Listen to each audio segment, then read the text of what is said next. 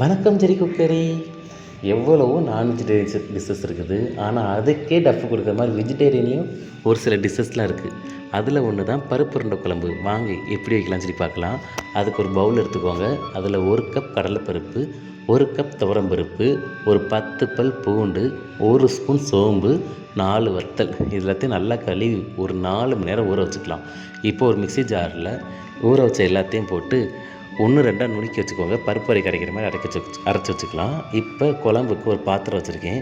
அதில் கடலெண்ணெய் ஒரு 3 ஸ்பூன் ஊற்றிருக்கேன். அதில் கடுகு டீஸ்பூனில் 1 டீஸ்பூன் போட்டிருக்கேன். கடுகு பொரிஞ்சதுக்கப்புறம் சீரகம் ஒரு 1/2 டீஸ்பூன் போட்டிருக்கேன். சீரகம் பொரிஞ்சதுக்கப்புறம் ஒரு 10லேருந்து 15 பல் பூண்டு அதையும் போட்டு நல்லா வதக்கிக்கோங்க. லைட்டாக கலர் மாறினதுக்கப்புறம் 1 கப் சின்ன வெங்காயம் லைட்டாக கலர் மாறவும் ஒரு கைப்பிடி அளவுக்கு கருவேப்பிலை, 3 பச்சை மிளகாய் லைட்டாக வதக்கி விட்டுக்கோங்க.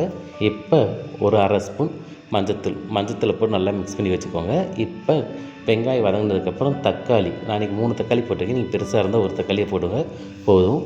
அதையும் போட்டு நல்லா வதக்கி விட்டுக்கோங்க. தக்காளி நல்லா மேக்ஸ் ஆகி நல்லா வதக்கி வந்ததுக்கப்புறம் 1/2 டீஸ்பூன் அளவுக்கு தனி மிளகாத்தூள், கோபுரம் மாதிரி 1 டீஸ்பூன் அளவு மல்லித்தூள், 2 டேபிள் ஸ்பூன் அளவுக்கு குழம்பு மிளகாத்தூள் போட்டுக்கோங்க.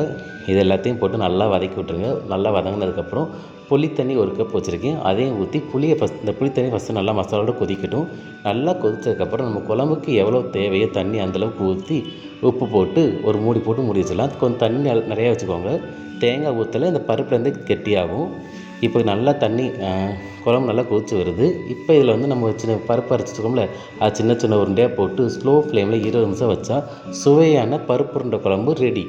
நீங்கள் இதுக்கு என்ன பண்ணணும் பார்த்தீங்கன்னா வந்து அடுப்பை ஆஃப் பண்ணதுக்கப்புறம் மல்லி இலை போடுங்க. அப்போ தான் குழம்பு இன்னும் டேஸ்ட்டாக இருக்கும். தேங்க்யூ.